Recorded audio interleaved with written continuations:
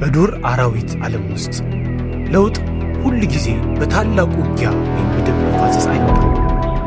ትክክለኛው ድል የሚቀዳጀው በሜዳው ላይ መከላከል ከመቆሙ ከረጅሙ በፊት ነው። ጥንካሬ የሚለካው በጩኸት ሳይሆን በማስተዋልና በትዕግስት ነው።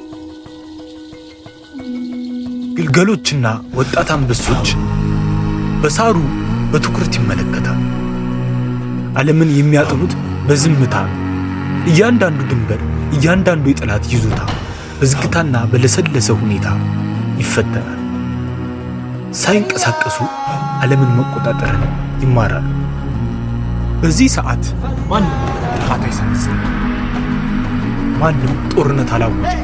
ነገር ግን በአየር ላይ አንድ ትልቅ ነውጥ አለ። አንድ አካል መንቀሳቀሱ አይቀሬ ነው። ያ እንቅስቃሴ ደግሞ የታሪኩን ፍጻሜ ይወስናል።